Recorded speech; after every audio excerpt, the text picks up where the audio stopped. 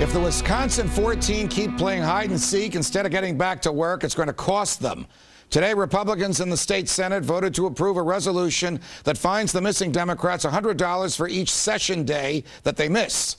The lawmakers are avoiding voting on a bill that would take power away from public worker unions. And you know what power means to unions. They say they are for the workers, but it really all boils down to power, doesn't it?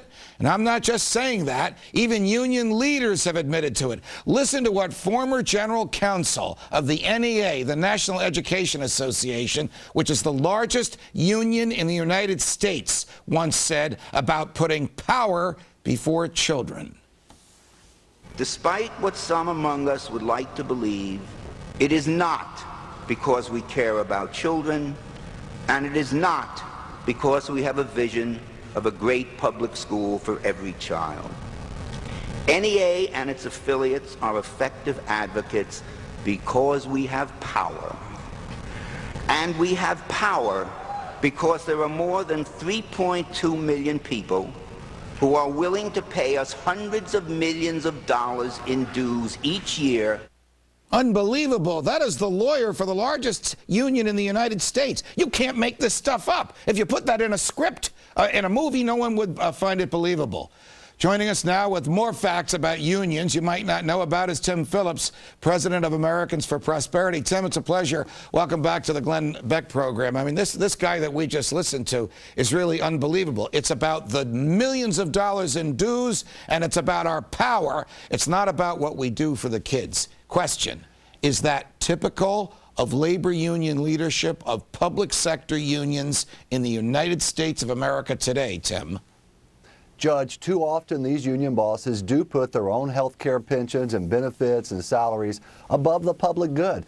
And they want to tell us that they're sacrificing to work in the public sector, but their salaries, pensions, and benefits are far beyond what taxpayers in the private sector receive. You bet it is. Tell me how the following phenomenon occurs. And the governor of my own home state of New Jersey, Chris Christie, has been at the forefront of this. He has basically said to the teachers union, the workers, the teachers, I have nothing against you folks.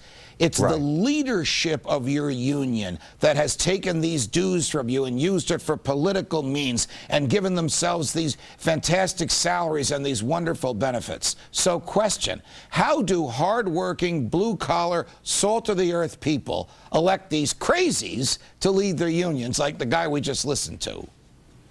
Too often these union bosses achieve power through the backroom games and deals. It's not the most democratic process sometimes in these government unions. And I think that taxpayers need to support folks like Governor Christie and Governor Walker in Wisconsin who are putting the taxpayers first. And they're saying, look, these pensions and benefits for the union bosses they've negotiated are out of control, and we've got to rein them in. It's unsustainable fiscally, and it's unfair for them to receive more than the taxpayers who are funding them. What are some of the myths about unions that are sort of out there that most people generally accept because they haven't had the opportunity to look beneath the myth? One is that collective bargaining is some kind of sacred right for public employees. In fact, federal employees do not have collective bargaining, and no less than Franklin Delano Roosevelt said we should never have collective bargaining for public employees because it leads to inefficiencies and waste and puts too much power into the hands of the unions. And FDR was certainly no union buster, Judge. Right, I think that's a big myth. The second big myth is that, again, they take a financial sacrifice to work for the public good.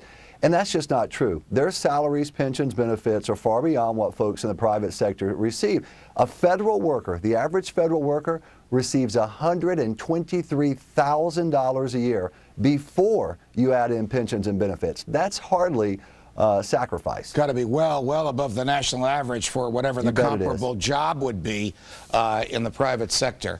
How did this happen? I mean, are some Republicans at fault for this as well because they sort of gave into the temptation of giving the unions good, juicy, big, fat contracts in return for votes in the hopes that the type of thing we see in Wisconsin and the type of conversation you and I are having now would never come to the public's attention?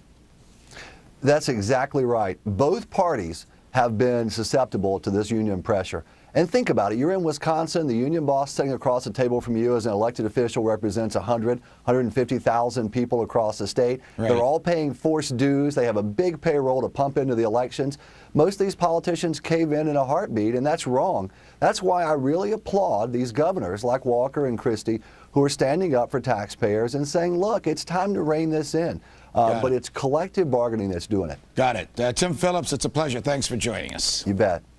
Lawmakers are now pushing to overturn the Federal Communications decision to regulate the Internet. An update